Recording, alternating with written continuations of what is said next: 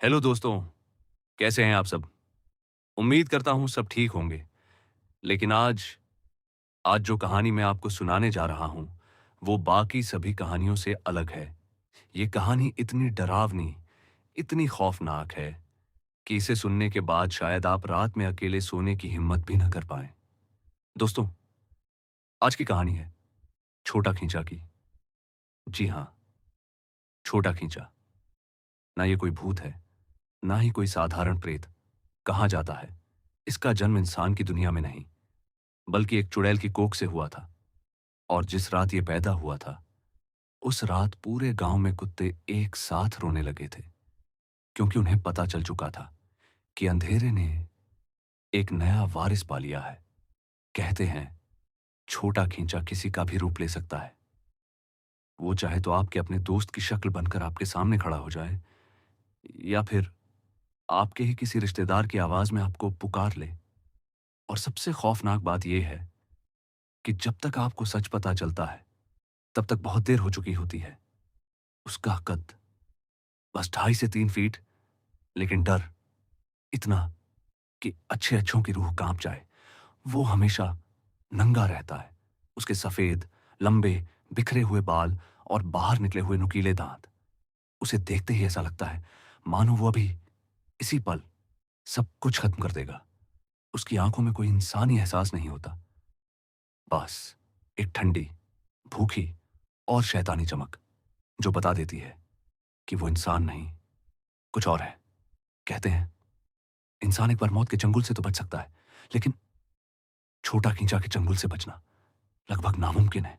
क्योंकि जब भी वो अपना शिकार चुनता है, तो उसे मारता नहीं, पहले तड़पाता है, उसकी चीखों से खेलता है, उसके डर को महसूस करता है, और तब धीरे धीरे उसे मौत के हवाले कर देता है। कहते हैं, जिसकी भी नजर उससे टकरा जाए, वो इंसान ज्यादा दिन जिंदा नहीं रहता। लेकिन दोस्तों, फिलहाल उसके खौफनाक रूप का जिक्र यहीं रोकते हैं, क्योंकि असली डर तो अब शुरू होने वाला है। तो चलिए, कहानी में आगे बढ़ते हैं। आज की कहानी है महेश वर्मा की, उस इंसान की जिसने उस खौफ को सिर्फ सुना नहीं, बल्कि महसूस किया था, सहा था। तो चलिए, कहानी की शुरुआत करते हैं महेश वर्मा जी के अपने शब्दों से। नमस्ते दोस्तों, मेरा नाम महेश है, और मैं उत्तर प्रदेश के आजमगढ़ का रहने वाला हूं। पेशे से मैं एक स्कूल टीचर हूं। यह घटना उस समय की है जब मेरी पहली पोस्टिंग हुई थी, एक सरकारी स्कूल में, जो उदयपुर के पास एक छोटे से गांव में था। उस दिन मेरी खुशी का ठिकाना नहीं था। सालों की मेहनत, जागी हुई रातें और अनगिनत त्याग के बाद आखिरकार मुझे सरकारी नौकरी मिल ही गई थी। मैंने स्कूल के पास ही एक छोटा सा कमरा किराए पर ले लिया, ताकि आने जाने में समय बर्बाद ना हो। स्कूल की हालत कुछ खास नहीं थी। कई सालों से टीचरों की कमी के कारण उसका रिकॉर्ड खराब चल रहा था। ज्वाइन करने के अगले ही दिन प्रिंसिपल ने मुझे अपने ऑफिस में बुलाया। उनकी आंखों में उम्मीद थी, लेकिन आवाज में चिंता। उन्होंने कहा, महेश जी, हमें आपसे बहुत उम्मीद है। स्कूल का रिजल्ट सुधारना होगा। बच्चों को अच्छे से पढ़ाइए। ये जिम्मेदारी अब आपकी है। मैंने बिना एक पल सोचे वादा कर दिया कि मैं पूरी मेहनत से इस स्कूल की किस्मत बदल दूंगा। और सच कहूं, मैंने दिन रात एक कर दिया। बच्चों को पढ़ाया, समझाया, यहां तक कि स्कूल के बाद भी रुककर उन्हें पढ़ाता था। लेकिन मुझे बिल्कुल अंदाजा नहीं था कि जिस गांव में मैं अपना भविष्य बनाने आया हूं, वही गांव धीरे धीरे मुझे मौत के और करीब ले जा रहा था। एग्जाम खत्म हुए, आज कई दिन बीत चुके थे, और आज रिजल्ट का दिन था। स्कूल के ऑफिस रूम में हम सभी टीचर बैठे थे, लेकिन वहां मौजूद हर चेहरे पर एक अजीब सी बेचैनी थी, जैसे किसी फैसले का इंतजार हो। तभी अचानक ट्रिन ट्रिन हेडमास्टर साहब का फोन बजा। उन्होंने कॉल उठाई, कुछ सेकंड तक चुपचाप सुनते रहे, और फिर अचानक उनके चेहरे पर हल्की सी मुस्कान फैल गई। उन्होंने फोन रखते ही कहा, रिजल्ट ऑनलाइन जारी हो गया है। ये सुनते ही बाकी टीचर्स के चेहरे पर उत्सुकता आ गई, लेकिन मेरे सीने की धड़कन और तेज हो गई। दिल बार बार यही पूछ रहा था, अगर रिजल्ट खराब हुआ तो, अगर मेरी मेहनत बेकार गई तो। घबराहट इतनी बढ़ गई कि मैं कुर्सी से उठकर बाहर जाने लगा। तभी पीछे से आवाज आई, क्या हुआ महेश जी, कहां जा रहे हैं? मैं धीरे से मुड़ा और कांपती आवाज में बोला, सर, आप रिजल्ट देखकर मुझे बता दीजिए, मैं खुद देखने की हिम्मत नहीं कर पा रहा। हेडमास्टर साहब हल्के से मुस्कुराए और बोले, मुझे आप पर पूरा भरोसा है, आपकी मेहनत बेकार नहीं जाएगी।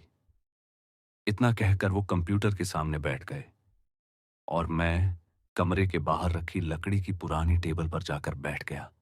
मेरे हाथ आपस में कसकर जुड़े हुए थे, होंठ धीरे धीरे भगवान का नाम जप रहे थे और दिल ऐसे धड़क रहा था जैसे अभी सीने से बाहर निकल आएगा। लेकिन मुझे नहीं पता था कि कुछ ही पलों में रिजल्ट से भी ज्यादा डरावनी खबर मेरा इंतजार कर रही थी। थोड़ी देर बाद ऑफिस का दरवाजा खुला और सारे टीचर बाहर निकलकर मेरे सामने आकर खड़े हो गए। लेकिन अजीब बात यह थी, ना तो कोई कुछ बोल रहा था और ना ही किसी के चेहरे से कुछ समझ आ रहा था। उनकी खामोशी मेरे डर को और बढ़ा रही थी। तभी अचानक सबने मुझे पकड़ लिया और अगले ही पल मुझे अपने कंधों पर उठा लिया। मैं हैरान था, समझ ही नहीं पा रहा था कि आखिर हो क्या रहा है। तभी हेडमास्टर साहब मुस्कुराते हुए बोले, महेश जी, इस साल आपका रिजल्ट 100% रहा है। ये सुनते ही मेरी आंखों में आंसू आ गए। दिल में बस एक ही बात गूंज रही थी, मैंने जो वादा किया था वो निभा दिया। एक टीचर तुरंत मिठाई लेकर आए और सबका मुंह मीठा कराया गया। पूरा स्कूल खुशी से झूम रहा था। लेकिन तभी दरवाजे पर एक धीमी आवाज आई, महेश जी, प्रिंसिपल साहब बुला रहे हैं। ये स्कूल का प्यून था। मैं जल्दी से उठकर प्रिंसिपल ऑफिस की तरफ बढ़ गया। दरवाजा खोला तो देखा प्रिंसिपल साहब किसी से फोन पर बात कर रहे थे। मुझे देखते ही उन्होंने तुरंत कॉल काट दिया और कुर्सी से उठकर तेज कदमों से मेरी तरफ आए। उनके चेहरे पर गर्व था, आवाज में खुशी। महेश जी, आज मैं बहुत खुश हूं। आपकी वजह से हमारे स्कूल की रैंक बढ़ गई। अगर आप नहीं आते तो शायद ये कभी मुमकिन नहीं होता। फिर वो बोले, इस खुशी में मैं आपको एक तोहफा देना चाहता हूं, बताइए क्या चाहिए। मैंने बहुत मना किया लेकिन वो नहीं माने। आखिर मैंने कहा, सर, मुझे ट्रैकिंग का बहुत शौक है। अगर आप कुछ देना ही चाहते हैं तो मुझे 3 दिन की छुट्टी दे दीजिए। मैं और कुछ टीचर मिलकर जंगल ट्रैकिंग पर जाना चाहते हैं। कुछ सेकंड के लिए कमरा खामोश हो गया। फिर वो मुस्कुराए और बोले, ठीक है, छुट्टी मंजूर है। उस वक्त मुझे क्या पता था कि वही छुट्टी मेरी जिंदगी की सबसे बड़ी गलती साबित होने वाली थी। क्योंकि जिस जंगल में मैं जाने वाला था वहां पेड़ों के बीच कोई और भी रहता था जो इंसान नहीं था। मैं तुरंत अपने स्टाफ के पास पहुंचा और उत्साह से भरी आवाज में उन्हें छुट्टी की खुशखबरी सुना दी। सब खुश हो गए और अगले ही पल सवालों की बौछार शुरू हो गई। कहां चलेंगे? कौन सी जगह? पहाड़ या जंगल? हर कोई अपनी अपनी राय दे रहा था। तभी मैंने जेब से मोबाइल निकाला, कुछ देर स्क्रीन पर स्क्रॉल किया और फिर सिर उठाकर कहा, हम ट्रैकिंग के लिए फुलवारी की नाल चलेंगे। और जैसे ही ये नाम मेरे मुंह से निकला, पूरा स्टाफ अचानक चुप हो गया। कमरे में ऐसी खामोशी छा गई जैसे किसी ने अचानक हवा रोक दी हो। सबके चेहरे एक दूसरे की तरफ घूम गए, आंखें फैल गईं, होंठ सूख गए। उस पल ऐसा लग रहा था जैसे मैंने किसी जगह का नहीं बल्कि किसी मनहूस चीज का नाम ले लिया हो। तभी हिंदी की टीचर शालिनी जी धीमी आवाज में बोली, महेश जी, ये आप क्या कह रहे हैं? हम वहां कैसे जा सकते हैं? मैंने हैरानी से पूछा, क्यों? वहां क्यों नहीं जा सकते? अब मुझे सच में अजीब लगने लगा था क्योंकि सबके चेहरे अचानक सफेद पड़ चुके थे। मैंने फिर पूछा, क्या हुआ? आप लोग बोल क्यों नहीं रहे? तभी सोशल साइंस के टीचर अभिनव जी धीरे धीरे मेरे पास आए। उनकी आवाज कांप रही थी। उन्होंने मेरे कंधे पर हाथ रखा और फुसफुसाते हुए कहा, महेश जी, वहां वो रहता है। और ये कहते ही कमरे की खिड़की अपने आप चर्र की आवाज के साथ हिलने लगी। मेरी बात सुनकर सबके चेहरे पर डर साफ दिख रहा था। मैंने हैरानी से पूछा, कौन रहता है वहां? लेकिन कोई जवाब नहीं, सब चुप थे। मैंने इस बार जोर से कहा, मैंने पूछा, कौन रहता है वहां? तभी अभिनव जी ने कांपती आवाज में कहा, वहां छोटा खींचा रहता है। ये सुनते ही कमरे की हवा जैसे ठंडी पड़ गई। वो आगे बोले, एक शैतान, जो भी उसके चंगुल में फंसता है वो इतना तड़पाता है कि इंसान खुद मौत मांगने लगता है। उनकी बातें सुनकर मैं हल्का सा हंस पड़ा और बोला, आप लोग क्या कह रहे हैं? आप सब पढ़े लिखे टीचर हैं और ऐसी बातों पर विश्वास करते हैं? तभी शालिनी जी ने गंभीर आवाज में कहा, सर, यह अंधविश्वास नहीं है। हमने जो सुना है वही बता रहे हैं। वो जगह उसके कब्जे में है और जो भी वहां जाता है वापस नहीं आता। खासकर रात में तो बिल्कुल नहीं। उनकी आंखों में डर साफ दिखाई दे रहा था और उसी पल मुझे समझ आ गया, ये लोग मेरे साथ नहीं जाने वाले, और अगर चले भी गए तो डर के कारण ट्रिप का सारा मजा खत्म हो जाएगा। इसलिए मैंने उन्हें समझाना शुरू किया। एक बार, दो बार, बार बार, काफी देर तक समझाने के बाद आखिरकार चार लोग मान गए, लेकिन उनकी आंखों में अभी भी डर बाकी था और मुझे बिल्कुल अंदाजा नहीं था कि वही चार लोग जल्द ही ऐसी चीज देखने वाले थे जिसे देखने के बाद इंसान जिंदा तो रहता है, मगर पहले जैसा कभी नहीं रहता। आखिर तय हुआ, इस खतरनाक ट्रैकिंग पर जाने वाले थे मैं, शालिनी जी, अभिनव जी, हेडमास्टर शर्मा जी और स्कूल का प्यून रामू। 2 दिन बाद हमें रवाना होना था। उस दिन मैं घर पहुंचा और तुरंत सामान पैक करने लगा। सच कहूं तो मैं बहुत ज्यादा एक्साइटेड था। पूरे साल बच्चों की पढ़ाई में इतना व्यस्त रहा कि खुद के लिए वक्त ही नहीं निकाल पाया। उस रात घड़ी की सुइयां जैसे जानबूझकर धीमी चल रही थी। हर मिनट घंटों जैसा लग रहा था। फिर अगली सुबह अचानक फोन की तेज घंटी बजी। मैंने उठाया। सामने से अभिनव जी की आवाज आई, महेश जी, हम सब आपकी गली के बाहर गाड़ी में हैं, जल्दी आइए। मैं तुरंत उठा, सामान उठाया और बाहर निकल आया। बाहर देखा, सब तैयार खड़े थे। हर किसी ने अलग अलग ट्रैकिंग ड्रेस पहनी हुई थी। मैंने भी आराम के लिए टी शर्ट और हाफ पैंट पहनी थी। जल्दी से बैग गाड़ी में रखा और अंदर बैठ गया। इंजन गरजा और गाड़ी धीरे धीरे आगे बढ़ने लगी। शुरुआत में माहौल बहुत खुशहाल था। सब हंस रहे थे, गाने गा रहे थे, मजाक कर रहे थे। लेकिन किसी को जरा भी अंदाजा नहीं था कि जिस रास्ते पर हम जा रहे हैं वो रास्ता सिर्फ जंगल की तरफ नहीं, किसी और की तरफ जा रहा था। किसी को नहीं पता था कि हम 5 में से आखिर वापस कितने लौटेंगे, या फिर कोई भी लौट पाएगा भी या नहीं। हमें गाड़ी में चलते हुए लगभग 1.5 घंटा हो चुका था और अब सबको धीरे धीरे भूख लगने लगी थी। हमने तय किया कि जंगल पहुंचने से पहले कहीं रुक कर चाय नाश्ता कर लेते हैं। तभी सड़क के किनारे हमें एक छोटा सा मिट्टी का होटल दिखाई दिया। टीन की चादर से ढका हुआ। बाहर 2-3 पुरानी चारपाइयां पड़ी थीं। जगह इतनी सुनसान थी कि वहां हवा की आवाज भी साफ सुनाई दे रही थी। हमने तुरंत गाड़ी मोड़ दी। मैं होटल वाले को बुलाने अंदर गया। बाकी सब चारपाइयों पर बैठ गए। मैंने आवाज लगाई, कोई है?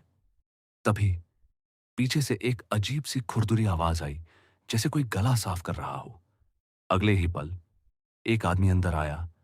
दुबला पतला शरीर, घुंघराले बिखरे बाल, सांवला रंग और इतने गंदे दांत जैसे सालों से साफ ही न किए हों। वो कुछ चबाते हुए मेरे सामने आकर खड़ा हो गया। हाँ बाबूजी, क्या चाहिए?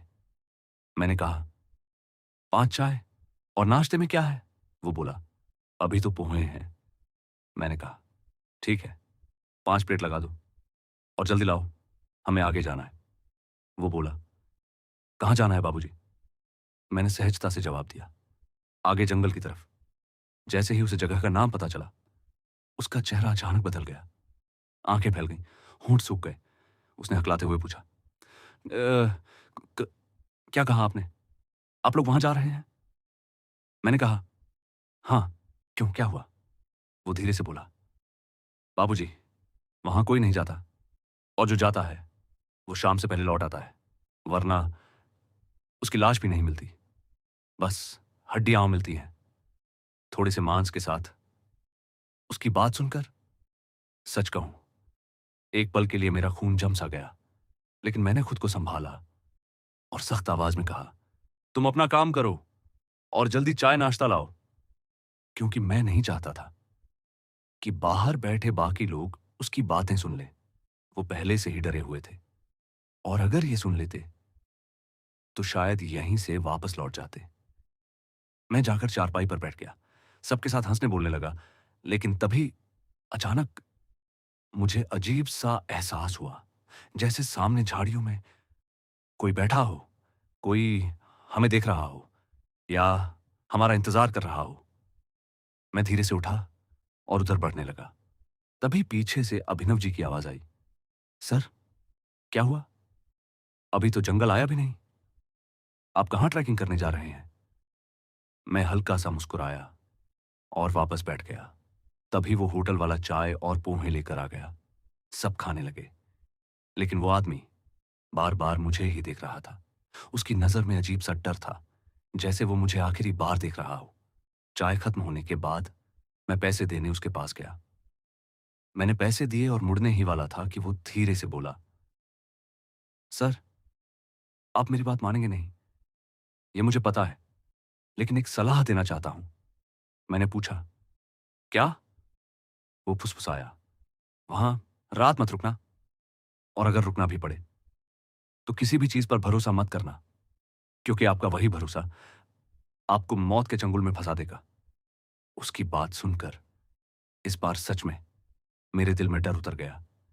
मैं कुछ नहीं बोला, बस चुपचाप गाड़ी में जाकर बैठ गया, और धीरे धीरे हमारी गाड़ी उस जगह की तरफ बढ़ने लगी जहां जाने से पहले लोग 100 बार सोचते हैं। हम जंगल से बस थोड़ी ही दूरी पर थे कि अचानक चीख! गाड़ी के ब्रेक जोर से चीखे और गाड़ी सड़क पर घिसटती हुई रुक गई। सब घबरा गए। मैंने तुरंत पूछा, क्या हुआ? अचानक ब्रेक क्यों मारी? अभिनव जी ने कांपती आवाज में कहा, सड़क पर कुछ था, ठीक से दिखा नहीं, शायद कोई जानवर अचानक सामने आ गया। यह सुनते ही सबके दिल की धड़कन तेज हो गई। हम सब गाड़ी से उतरकर चारों तरफ देखने लगे, लेकिन वहां कुछ भी नहीं था। तभी अचानक पीछे से प्यून रामू की घबराई हुई चीख आई, साहब, साहब, इधर आइए। हम सब दौड़कर उसके पास पहुंचे, और जैसे ही सड़क की तरफ देखा, हमारे पैरों तले जमीन खिसक गई। सड़क पर ताजा खून फैला हुआ था, और उसके बीच एक जानवर की लाश पड़ी थी, लेकिन वो इतनी बुरी तरह कुचली हुई थी कि पहचानना मुश्किल था कि वो कौन सा जानवर था। सबसे डरावनी बात यह थी, उसका सिर वहां था ही नहीं। यह दृश्य देखते ही सबके माथे पर पसीना छलक आया। रामू कांपते हुए बोला, साहब, हमें यहां नहीं आना चाहिए था, यह अपशकुन है। हमारी गाड़ी से किसी निर्दोष की जान गई है, हमें अभी वापस लौट जाना चाहिए। मैं गुस्से में बोला, क्या बकवास कर रहे हो तुम? ये सिर्फ एक एक्सीडेंट है, हमने जानबूझकर नहीं मारा। सड़क पर ऐसा होता रहता है।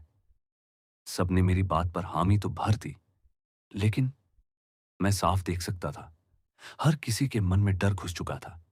फिर भी हम सब वापस गाड़ी में बैठे और आगे बढ़ गए। थोड़ी ही देर में हम जंगल के अंदर थे। चारों तरफ जंगली जानवरों की आवाजें गूंज रही थीं, और उनके बीच बीच में एक अजीब सी खामोशी उतर आती थी। ऐसी खामोशी जो कानों में नहीं, दिल में सुनाई देती है। मैंने कहा, चलो थोड़ी देर यहीं आराम करते हैं, खाना खा लेते हैं, फिर अंदर चलेंगे।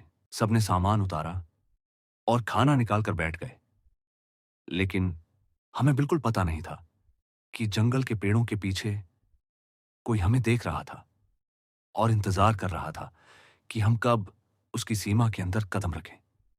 हमने आराम से खाना खाया, खूब बातें की, हंसी मजाक किया। माहौल इतना हल्का हो चुका था कि कुछ देर पहले हुई अजीब घटनाएं जैसे किसी को याद ही नहीं थी। फिर हम सब उठे और जंगल के अंदर जाने की तैयारी करने लगे। हमने पहले ही तय कर लिया था कि ट्रैकिंग गाड़ी से ही करेंगे ताकि ज्यादा अंदर तक जा सके। सबने सामान वापस गाड़ी में रखा और अपनी अपनी सीट पर बैठ गए। अभिनव जी ने चाबी घुमाई। घुर घर इंजन ने आवाज की, लेकिन अगले ही पल टक, गाड़ी बंद। उन्होंने फिर कोशिश की, ग्रर ग्रर, और फिर टक। इस बार सबके चेहरे पर हल्की चिंता दिखने लगी क्योंकि गाड़ी अभी तक बिल्कुल ठीक चल रही थी।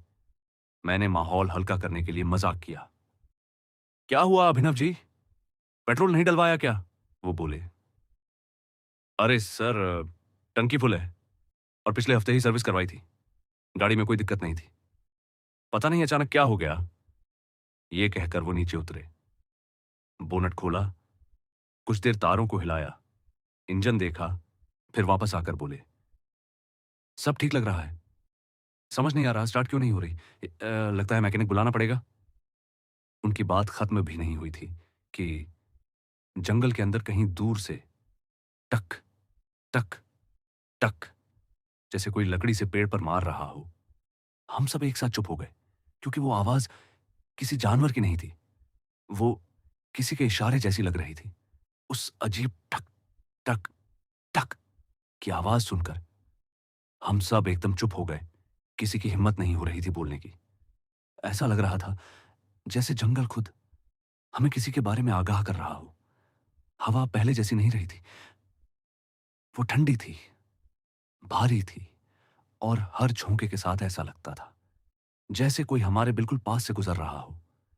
पत्तों की सरसराहट अब सामान्य आवाज नहीं लग रही थी, वो फुसफुसाहट जैसी लग रही थी। तभी अचानक पीछे कहीं सूखी टहनी टूटी। चटाक, हम सब एक साथ मुड़े, लेकिन वहां कोई नहीं था। बस पेड़ों के बीच घना अंधेरा खड़ा था, और उस अंधेरे को देखकर पहली बार मेरे दिल ने कहा, हमें यहां नहीं आना चाहिए था।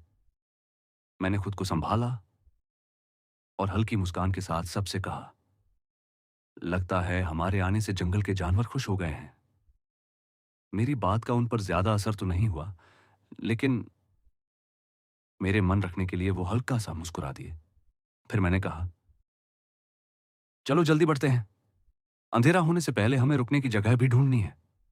सबने अपना अपना सामान उठाया और मेरे पीछे पीछे चलने लगे। धीरे धीरे हम जंगल के और अंदर पहुंचते गए। पेड़ अब और घने हो चुके थे। सूरज की रोशनी मुश्किल से जमीन तक पहुंच पा रही थी। और तभी आसमान का रंग बदलने लगा। नीला, बैंगनी, और फिर काला।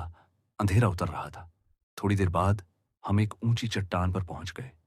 नीचे चारों तरफ घना जंगल फैला था और ऊपर आसमान में आधा चांद धुंध के पीछे छिपा हुआ। मैंने कहा, आज रात हम यहीं रुकेंगे। ये जगह ऊंचाई पर है तो हम सुरक्षित भी रहेंगे और रात का नजारा भी देख पाएंगे। सबने चारों तरफ देखा और धीरे धीरे सिर हिलाकर हामी भर दी। लेकिन हम में से किसी ने यह नहीं सोचा कि ऊंचाई पर होना हमेशा सुरक्षा की निशानी नहीं होता, क्योंकि उस रात नीचे जंगल में नहीं, कुछ हमारे बराबर की ऊंचाई पर था। अब और वो हमें देख रहा था। हमने बड़ी मुश्किल से अपना टेंट लगाया। काफी मेहनत लगी थी और सब बुरी तरह थक चुके थे। मैंने आग जलाई और धीरे धीरे सब उसके चारों तरफ आकर बैठ गए।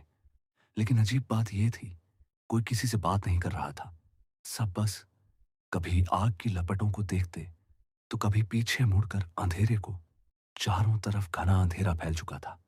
ऐसा लग रहा था जैसे वो धीरे धीरे रेंगता हुआ हमारी तरफ बढ़ रहा हो। हमें निगलने के लिए कभी दूर जंगल से जानवरों की आवाज आती और अचानक बंद हो जाती। उस खामोशी में डर की गंध साफ महसूस हो रही थी। माहौल हल्का करने के लिए मैंने कहा, अभिनव जी, आपकी शादी हो गई या अभी भी आजाद पंछी हैं? मेरी बात सुनकर सब हल्का सा मुस्कुरा दी। अभिनव जी बोले, अरे सर, शादी हो चुकी है और 2 बच्चे भी हैं। तभी शालिनी जी हंसते हुए बोली, महेश जी, आपकी शादी का क्या हाल है? मैंने भी मुस्कुराकर कहा, अरे भाई, मेरी तो अभी बाकी है। घर वाले लड़की ढूंढ भी रहे हैं। कुछ दिन पहले माँ का फोन आया था, कुछ बता रही थी, लेकिन बात साफ नहीं हो पाई। हम सब हल्के हल्के हंस ही रहे थे कि अचानक आ एक भयानक चीख गूंजी। वो रामू की आवाज थी। चीख इतनी डरावनी थी, जैसे उसने कुछ ऐसा देख लिया हो जिसे देखकर इंसान की रूह शरीर छोड़ दे। हम सब झटके से खड़े हो गए। दिल इतनी तेज धड़क रहा था कि उसकी आवाज कानों में सुनाई दे रही थी। बिना कुछ सोचे हम सब उस दिशा में दौड़ पड़े। चारों तरफ घोर अंधेरा था। रास्ता मुश्किल से दिख रहा था। दूर कहीं जानवरों की आवाजें गूंज रही थीं, जैसे वो हमें चेतावनी दे रहे हों, मत जाओ, वापस लौट जाओ। और तभी अचानक सब कुछ शांत हो गया। ना जानवरों की आवाज, ना हवा की सरसराहट, और ना ही रामू की चीख। चारों तरफ ऐसा सन्नाटा छा गया जो कानों में नहीं, आत्मा में सुनाई देता है।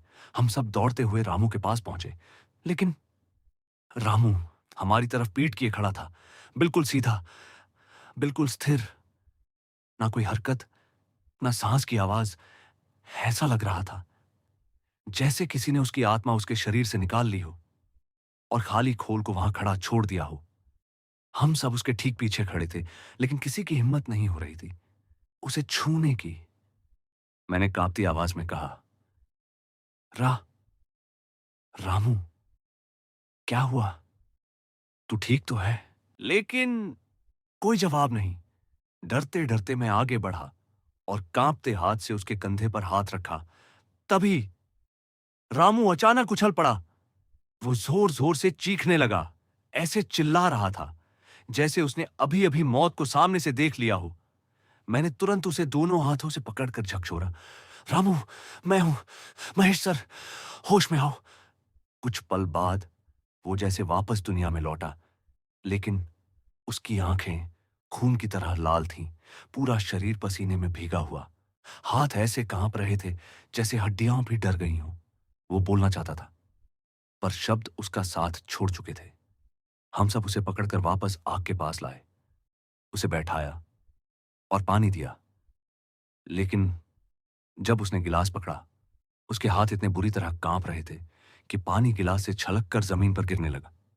उसकी हालत देखकर अब हम सबके दिलों में डर और गहरा बैठ चुका था। मैंने धीमे से पूछा, रामू, क्या देखा तुमने? उसके होंठ कांपे। वो कुछ कहना चाहता था, लेकिन आवाज गले में ही अटक गई। काफी देर बाद, बहुत कोशिश करके, उसके मुंह से बस एक शब्द निकला, छोटा, खींचा। जैसे ही रामू के मुंह से वो शब्द निकला, शालिनी मैडम अपनी जगह से झटके से उठ खड़ी हुई। हेडमास्टर साहब और अभिनव जी भी तुरंत खड़े हो गए। अभिनव जी ने कांपती आवाज में मेरी तरफ देखा। देखा, मैंने कहा था ना, ये सिर्फ कहानियां नहीं है, ये सच है। वो सच जिसे लोग मानने से डरते हैं, लेकिन सच इनकार करने से बदलता नहीं। उनकी बात सुनकर कहीं ना कहीं मेरे दिल में भी डर का एक बीज पड़ चुका था। क्या सच में छोटा खिंचा होता है?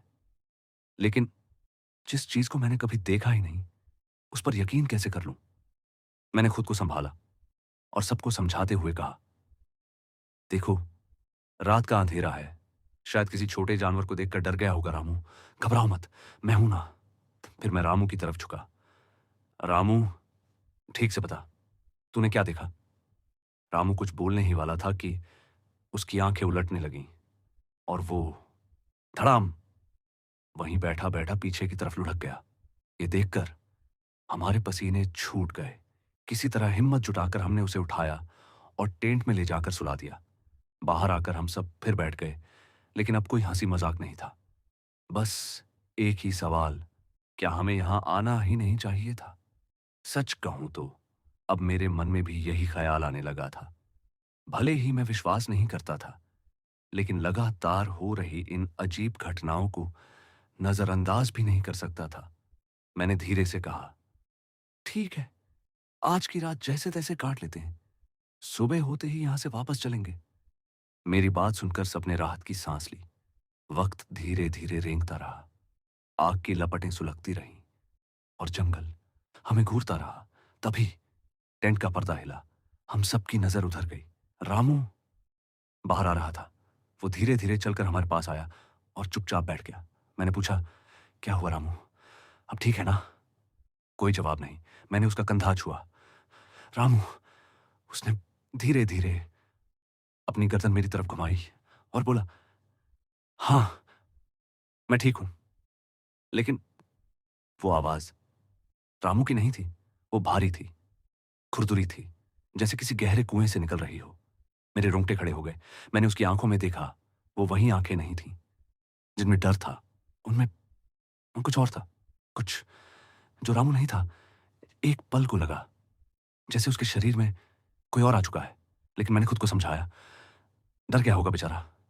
पर दिल के अंदर से एक आवाज आई, नहीं महेश, ये डर नहीं है, ये कुछ और है। हम सब बुरी तरह थक चुके थे। मैंने सबको कहा, चलो अब सो जाते हैं, सुबह होते ही यहां से वापस लौट जाएंगे। सब अपने अपने टेंट की तरफ बढ़ने लगे, लेकिन रामू वहीं बैठा रहा। मैंने आवाज लगाई, रामू, जाकर सो जा। उसने बिना मेरी तरफ देखे कहा, मुझे नींद नहीं आ रही, तुम लोग सो जाओ। मैंने जोर देकर कहा, तुम भी सो जाओ, तुम्हारी तबीयत ठीक नहीं है। तभी उसने धीरे धीरे मेरी तरफ देखा। उसकी आंखों में गुस्सा था। वो अचानक गरज पड़ा, तुम जाओ, मैं यहीं रहूंगा। उसकी आवाज इंसानी नहीं लग रही थी। सब पहले से ही डरे हुए थे। इसलिए मैंने सबको शांत करते हुए कहा, लगता है अभी नहीं आएगा, जब नींद आएगी खुद सो जाएगा। और हम सब अपने अपने टेंट में चले गए।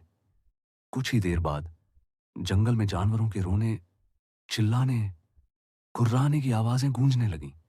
मैंने आंखें बंद करके सोने की बहुत कोशिश की, लेकिन डर के उस माहौल में नींद आना नामुमकिन था।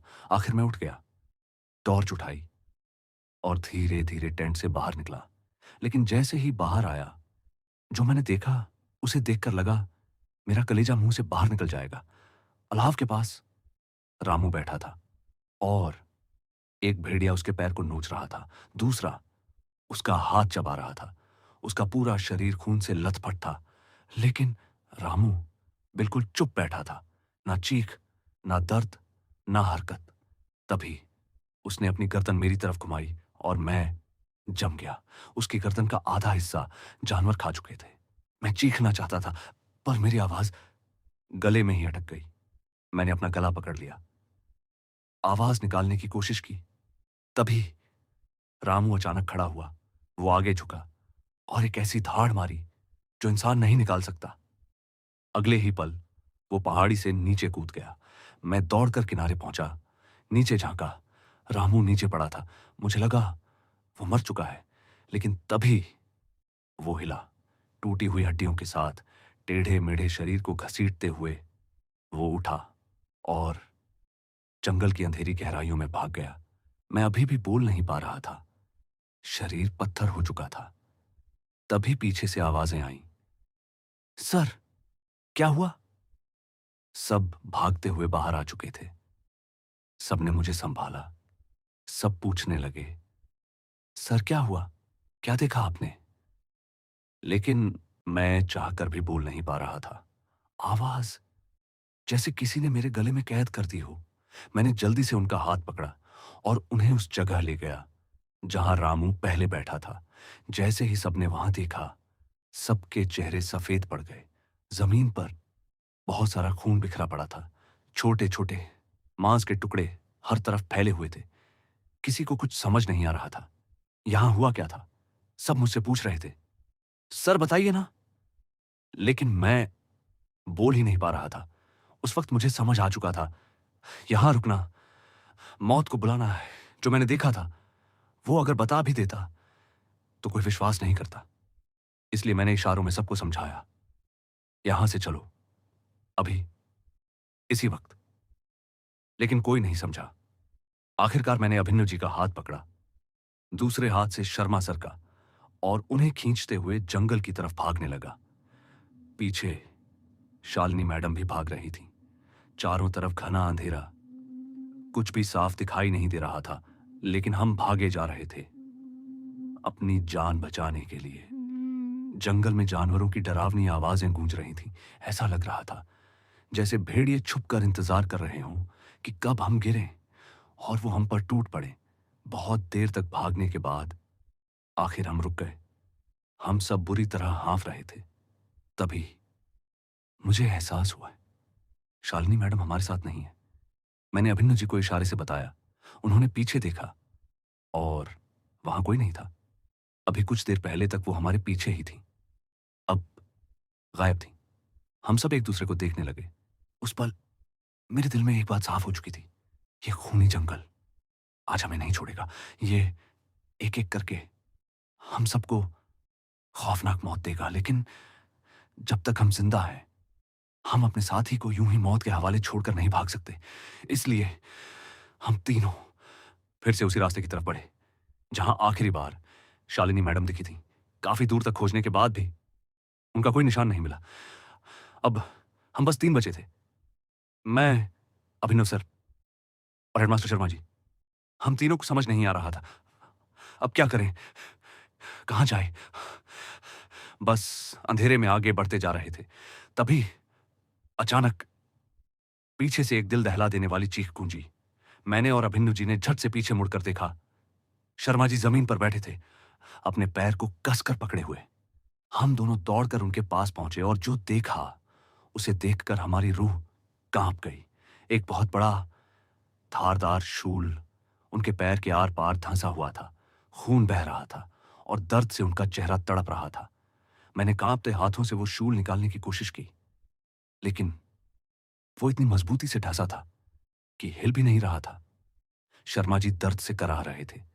मजबूर होकर मैंने अपनी टी शर्ट उतारी, उसे फाड़ा और उनके पैर पर कसकर बांध दिया। अब मैं सिर्फ बनियान में था और जंगल की ठंडी हवा मेरी हड्डियों तक चुभ रही थी। हमने उन्हें सहारा देकर उठाया और धीरे धीरे आगे बढ़ने लगे, लेकिन उनका दर्द उनसे सहा नहीं जा रहा था। तभी मैंने फैसला किया, ऐसे तो हम शालिनी मैडम को कभी नहीं ढूंढ पाएंगे। मैंने इशारों में अभिन्नू जी को समझाया, सर को यहीं बैठा देते हैं, हम आगे ढूंढ कर आते हैं। उन्होंने सिर हिलाकर हामी भरी। हमने शर्मा जी को एक पत्थर पर बैठाया और उन्हें वहीं छोड़कर आगे बढ़ गए। मेरा गला अब भी बंद था। ऐसा लग रहा था जैसे किसी ने अंदर से पकड़ रखा हो। हम काफी देर तक जंगल में भटकते रहे, लेकिन शालिनी मैडम का कोई निशान नहीं मिला। सिर्फ अंधेरा, सन्नाटा और कभी ऐसा महसूस होता जैसे कोई ठीक हमारे पीछे पीछे चल रहा हो। हम रुकते तो कदमों की आहट भी रुक जाती। हम चलते तो सूखे पत्तों के दबने की आवाज फिर से सुनाई देने लगती। कभी झाड़ियों से सरसराहट आती, जैसे कोई उनमें छुपकर हमें देख रहा हो, तो कभी दूर कहीं से किसी जंगली जानवर की गुर्राहट जो सीधे दिल में उतर जाती। उस रात डर सिर्फ एहसास नहीं था, डर हमारे साथ चल रहा था। मैंने पहले कभी ऐसा खौफ महसूस नहीं किया था। ऐसा लग रहा था जैसे अंधेरा जिंदा हो और हर कदम पर हमें निगलने के लिए आगे बढ़ रहा हो। तभी अचानक हमें किसी के चीखने की आवाज सुनाई दी। हम दोनों चौंक पड़े। ध्यान से सुना, वो आवाज शालिनी मैडम की थी। हम बिना कुछ सोचे उसी दिशा में दौड़ पड़े। दिल जोर जोर से धड़क रहा था, क्योंकि हमें नहीं पता था आगे कौन सा खौफ हमारा इंतजार कर रहा है। धीरे धीरे आगे बढ़े तो सामने एक गहरी खाई जैसा गड्ढा था। हम दूर एक पत्थर के पीछे छुप कर देखने लगे और जो हमने देखा उसने हमारे होश उड़ा दिए। खाई के बीच शालिनी मैडम खड़ी थीं और उनके चारों तरफ भेड़िए, दर्जनों भेड़िए।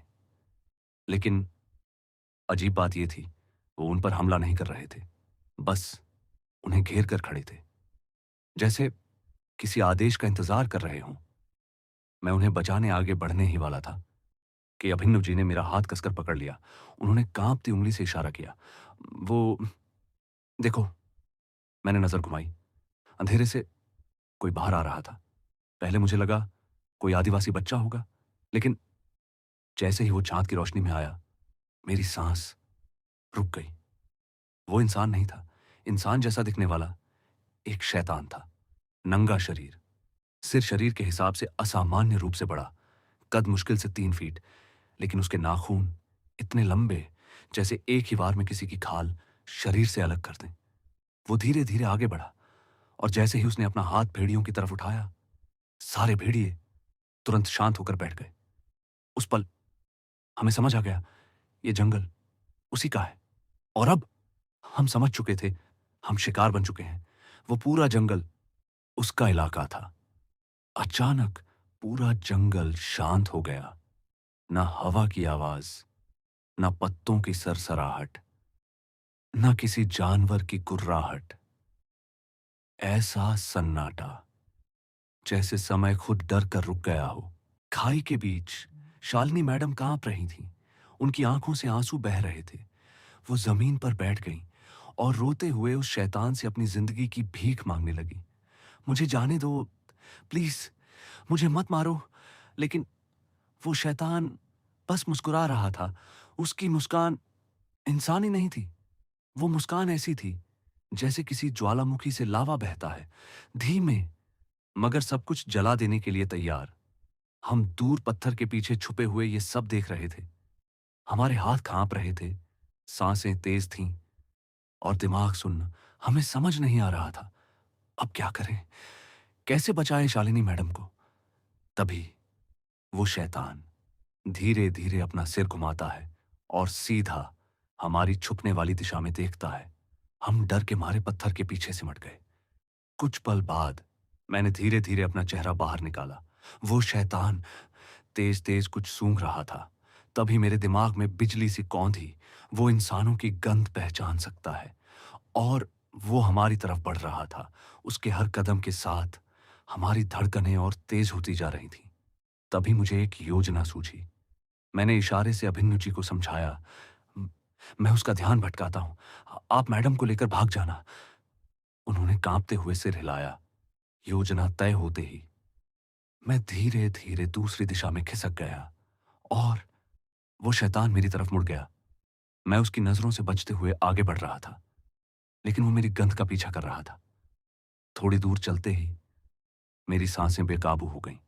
सीना फटने को था, मगर मैं रुका नहीं। तभी अचानक वो मेरे सामने खड़ा था। मेरी रूह जैसे शरीर छोड़ने को तैयार हो गई। मेरे सामने रामू खड़ा था, वही चपरासी, लेकिन इंसान नहीं।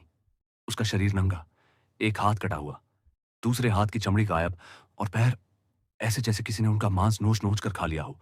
वो मुझे घूर रहा था, ऐसे जैसे अभी मुझे निगल जाएगा।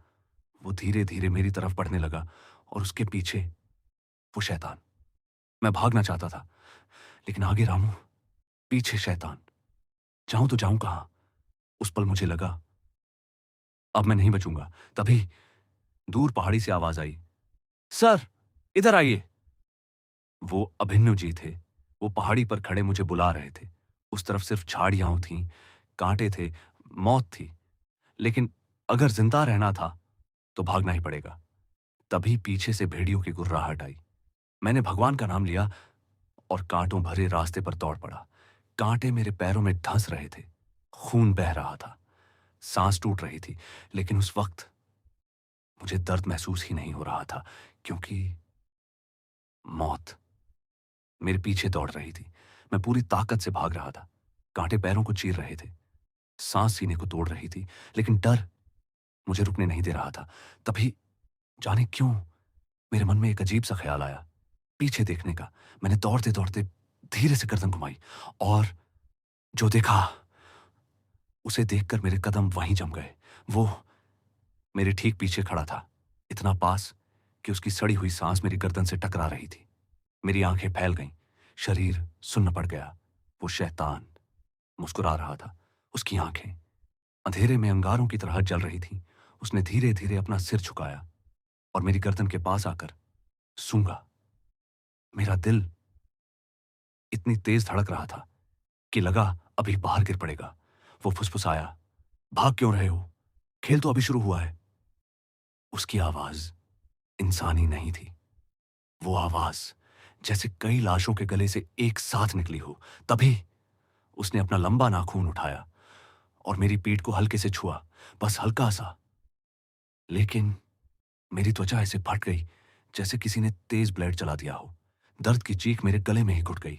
मैं समझ चुका था, मैं अब उसका शिकार बन चुका हूं। मैं वहीं जमीन पर गिर पड़ा था। सांसें टूट टूट कर निकल रही थी। सामने मौत खड़ी थी और शरीर पूरी तरह जवाब दे चुका था। एक पल के लिए मैंने मान लिया था कि अब अंत तय है, अब कोई चमत्कार ही मुझे बचा सकता है। तभी अचानक जंगल में एक अजीब हलचल हुई।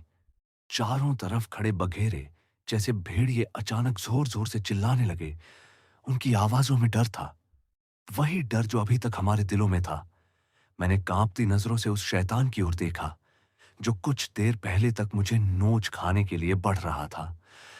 लेकिन अब वो धीरे धीरे पीछे हट रहा था। उसकी आंखों में पहली बार डर था। वो घबराकर पीछे कदम खींच रहा था, जैसे किसी अदृश्य शक्ति से सहम गया हो। कभी गुर्राता, कभी चीखता, और फिर मेरी तरफ गुस्से से देखता, मानो कह रहा हो कि आज नहीं, पर जल्द ही मैं वापस आऊंगा। वो अचानक तड़प कर पीछे हटा और अगले ही पल मुड़कर जंगल की अंधेरी गहराइयों में भाग गया। मैंने हिम्मत जुटाकर खुद को उठाया ही था कि तभी मेरे कानों में एक आवाज गूंजी। ठन ठन ठन। मंदिर की घंटियां दूर कहीं घने पेड़ों के पार लगातार बजती हुई, जैसे कोई मुझे बुला रहा हो। मेरे रोंगटे खड़े हो गए। उधर वही शैतान भी उस आवाज को सुन चुका था। उसने गुस्से से दहाड़ लगाई, जमीन पर अपने नुकीले पंजे मारे और फिर अचानक डरकर जंगल की दूसरी दिशा में भाग गया। अब मुझे समझ आ चुका था, उस चीज को, उस आवाज से डर लगता है। मैं किसी तरह अपने जख्म संभालते हुए लड़खड़ाते कदमों से चट्टान की ओर बढ़ा जहां अभिन्नू जी खड़े थे। वहां पहुंचकर जैसे ही मैंने चट्टान के पीछे देखा, मेरी सांस थम गई। वहां उस वीरान जंगल के बीच एक प्राचीन मंदिर खड़ा था। उसकी टूटी दीवारों पर काई जमी थी। दरवाजा आधा टूटा हुआ और भीतर से आती घंटियों की आवाज पूरे जंगल में गूंज रही थी। हम सब उस मंदिर की ओर बढ़ने लगे। शरीर थका हुआ था, घावों से खून बह रहा था, हर कदम दर्द दे रहा था। पर उस समय हमें दर्द का एहसास नहीं था, क्योंकि अब हमारे सामने एक ही उम्मीद थी, वो मंदिर, और शायद उसके अंदर छुपा कोई रहस्य। हम जैसे तैसे लड़खड़ाते हुए, एक दूसरे को संभालते हुए मंदिर के भीतर पहुंचे। मंदिर के अंदर धूप और घी के दियों की गंध हवा में घुली थी। सामने अधेड़ उम्र का पुजारी मंत्रोच्चार कर रहा था। जैसे ही उसने हमें देखा, उसके चेहरे का रंग उड़ गया। वह तुरंत भागकर हमारे पास आया और हमें मंदिर के मुख्य प्रांगण में बैठा दिया। सबसे पहले उसने भगवान का चरणामृत हमारे ऊपर छिड़का, फिर वही अमृत हमें पिलाया। जैसे ही वह अमृत मेरे गले से नीचे उतरा, लगा जैसे गले में अटका डर धीरे धीरे पिघल रहा हो। पुजारी ने गंभीर स्वर में पूछा, बताओ बेटा, जंगल में क्या देखा तुमने? हमने कांपती आवाज में सब कुछ बता दिया। रक्त से सना रामू, भेड़ियों का झुंड और वह नंगा भयानक शैतान। हमारी पूरी बात सुनकर भी पुजारी के चेहरे पर हैरानी नहीं थी, मानो उसे सब पहले से पता हो। हमने घबराकर पूछा, महाराज, ये सब क्या है? पुजारी ने धीमे से आंखें बंद की, फिर भारी आवाज में बोला, बहुत साल पहले इस जंगल पर चुड़ैलों का राज था। वे इंसानों से नफरत करती थी और जो भी इस जंगल में आता, वो जिंदा वापस नहीं जाता।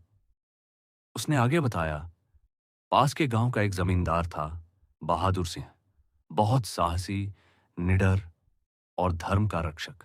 जब उसे इन चुड़ैलों के अत्याचार का पता चला, तो उसने ठान लिया कि अब ये आतंक खत्म होगा। एक रात बहादुर सिंह अपने कुछ सैनिकों के साथ इस जंगल में पहुंचा। जंगल उस रात असामान्य रूप से शांत था। ना कोई हवा, ना कोई पत्ता हिल रहा था। अचानक पेड़ों के पीछे से हंसी की आवाज गूंजी, धीमी, खुरदुरी और खून जमा देने वाली। सैनिकों ने तलवारें निकाल ली। तभी अंधेरे से दर्जनों परछाइयां उभरी। वो चुड़ैलें थीं। उनकी आंखें अंगारों की तरह जल रही थीं। बाल जमीन तक घिसट रहे थे और उनके नाखून तलवारों से भी तेज थे। पलक झपकते ही वे सब सैनिकों पर टूट पड़ी। चीखें, खून, हड्डियों की टूटने की आवाज। कुछ ही पलों में सभी सैनिकों को उन चुड़ैलों ने मिलकर मार डाला। पुजारी की आवाज यहां आकर धीमी हो गई, लेकिन उसने कहा, सबसे भयानक बात यह थी, वह हमारी ओर झुककर फुसफुसाया, सैनिकों के मरने के बाद भी जंगल की चीखें बंद नहीं हुई थीं।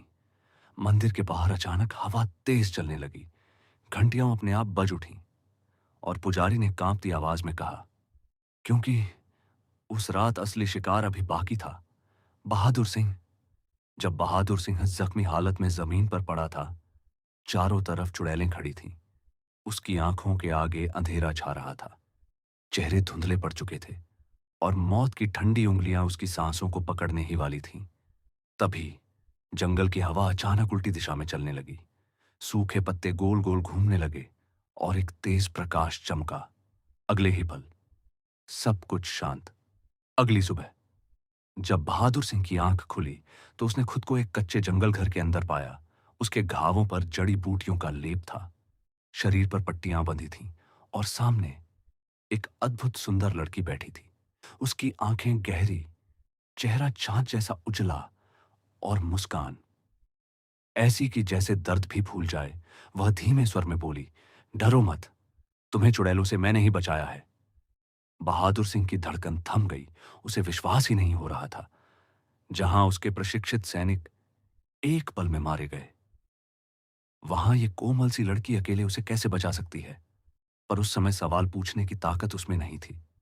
दिन बीतते गए, वह लड़की उसकी सेवा करती रही, घाव साफ करना, काढ़ा पिलाना, रात भर जाग कर उसकी देखभाल करना। धीरे धीरे बहादुर सिंह के दिल में उसके लिए एहसास जन्म लेने लगा और फिर वो एहसास प्रेम बन गया। वो सब भूल गया, अपना गांव, अपनी जमींदारी, अपना परिवार। बस वही लड़की उसकी दुनिया बन गई। समय बीता और एक दिन उस लड़की ने उसे बताया, मैं तुम्हारे बच्चे की मां बनने वाली हूं। यह सुनकर बहादुर सिंह खुशी से पागल हो गया। उसे लगा जंगल की सारी भयावहता झूठ थी, असल सच्चाई तो यही स्वर्ग है। लेकिन हर स्वर्ग के पीछे एक नरक छिपा होता है। एक शाम बहादुर सिंह थोड़ी दूर शिकार देखने गया था। जब वह लौटकर झोपड़ी के पास पहुंचा तो अंदर से अजीब सी फुसफुसाहट सुनाई दी। वह धीरे से दरवाजे के पास पहुंचा और अंदर झांका। अंदर वही लड़की बैठी थी, लेकिन उसके सामने एक भयानक बूढ़ी औरत खड़ी थी। उसकी पीठ झुकी हुई, बाल जमीन तक घिसटते हुए सी और चेहरा चेहरा ऐसा कि इंसान देखे तो चीख भी भूल जाए। जैसे ही बहादुर सिंह की नजर उसके चेहरे पर पड़ी, उसका दिल जम गया। वो कोई साधारण बुढ़िया नहीं थी, वो थी चुड़ैल। उसकी आंखें अंगारों की तरह जल रही थीं और होठों पर खून लगा था। बुढ़िया ने लड़की से कहा, बहुत अच्छा किया तूने, इंसान को अपने जाल में फंसा लिया। अब इसका बच्चा जन्म लेगा और वही बनेगा जंगल का असली वारिस। बहादुर सिंह के पैरों तले जमीन खिसक गई। उसे समझ आ चुका था, जिसे वो प्रेम समझ रहा था, वो दरअसल शिकार का जाल था। और तभी लड़की धीरे धीरे मुस्कुराई, पर इस बार उसकी मुस्कान वैसी नहीं थी। उसके होंठ फटने लगे, दांत नुकीले हो गए और उसकी आंखें लाल। बहादुर सिंह का गुस्सा अब सातवें आसमान पर था। उसकी आंखों में खून उतर आया था, नसें फूल चुकी थीं और दिल में बस एक ही आग जल रही थी, धोखे की आग। वह झटके से दरवाजा लात मारकर अंदर घुसा।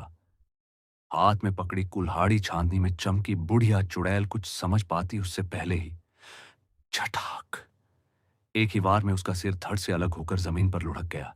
कुटिया में सन्नाटा छा गया। अब वहां सिर्फ वो लड़की बची थी, लेकिन उसे देखकर बहादुर सिंह के कदम खुद ब खुद पीछे हट गए। उसका चेहरा अब इंसानी नहीं रहा था, त्वचा सिकुड़ रही थी, नाखून पंजों जैसे लंबे हो चुके थे। वह रोते हुए बोली, बहादुर सुनो, मैं तुमसे सच में प्रेम करती थी, मैं तुम्हें मारना नहीं चाहती थी। उसकी आवाज में दर्द था, पर बहादुर सिंह के कानों में अब सिर्फ धोखा गूंज रहा था। उसने बिना कुछ सुने मशाल उठाई और झोपड़ी के सूखे छप्पर पर दे मारी। ढा आ आग पल भर में भड़क उठी, लपटें आसमान छूने लगीं। चुड़ैल चीखने लगी, ऐसी चीख जिसे सुनकर जंगल के पक्षी तक उड़ गए। बहादुर सिंह ने एक बार भी पीछे मुड़कर नहीं देखा। वह जंगल से बाहर निकल गया। पीछे आग में जलती हुई कुटिया और अंदर जलती हुई वो चुड़ैल। लेकिन कहानी यहीं खत्म नहीं हुई, क्योंकि इंसान और चुड़ैल के मिलन से जो अधजन्मा गर्भ था, उसे आग भी नहीं जला सकी। कहा जाता है उस रात राख के ढेर से एक छोटा सा काला हाथ बाहर निकला, फिर दूसरा, और फिर एक 3 फुट का विकृत शरीर राख से उठकर खड़ा हो गया। आंखें अंगार जैसी, दांत बाहर निकले हुए, बाल सफेद। वही जंगल का अभिशाप, वही वो शैतान जिसका खौफ आज भी उस जंगल में जिंदा है। लोग कहते हैं अगर कोई इंसान उस जंगल में रात गुजार ले तो सुबह या तो वो मिलता ही नहीं या मिलता है, लेकिन इंसान नहीं रहता।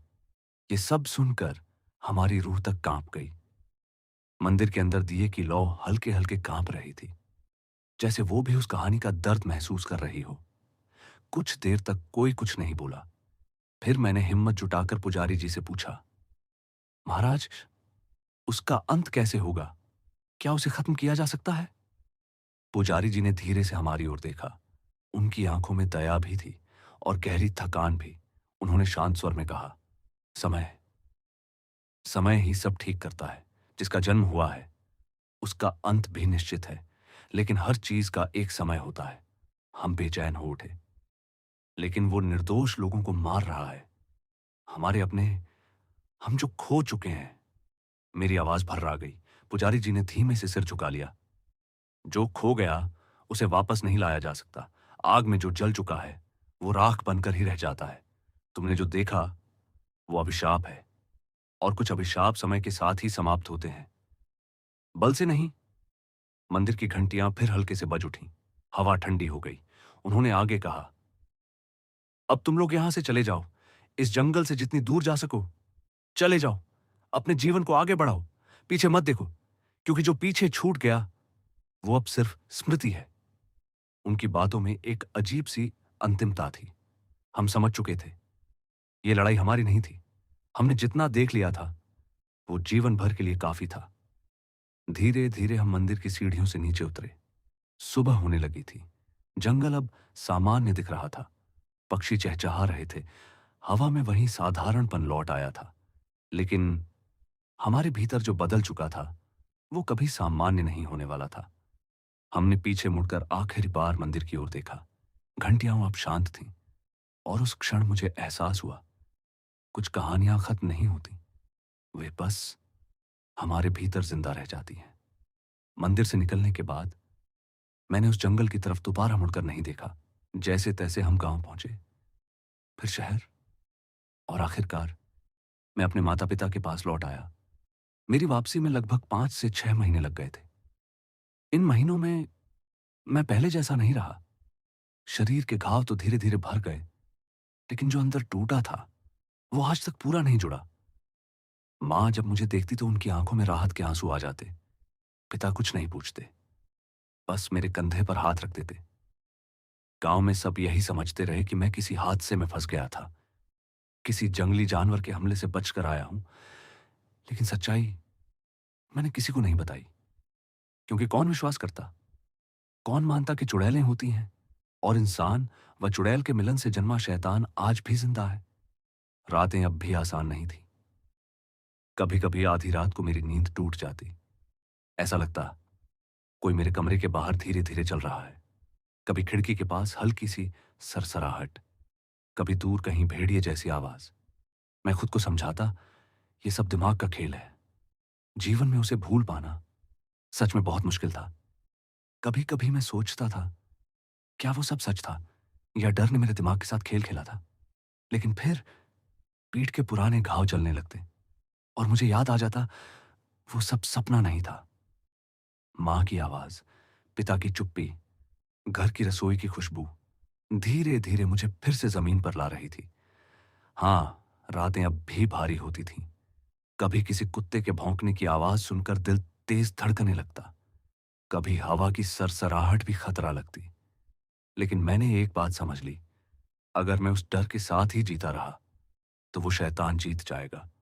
पुजारी की बात याद आई, जिसका जन्म हुआ है उसका अंत भी होगा, लेकिन समय आने पर शायद मेरा काम उसे लड़ना नहीं था।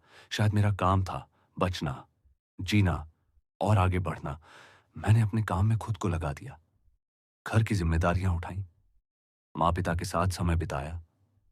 धीरे-धीरे जिंदगी फिर पटरी पर आने लगी। हाँ, वो यादें कभी पूरी तरह नहीं जाएंगी, लेकिन अब वे मुझे तोड़ती नहीं, बस याद दिलाती हैं कि मैं मौत के मुंह से लौट कर आया हूं।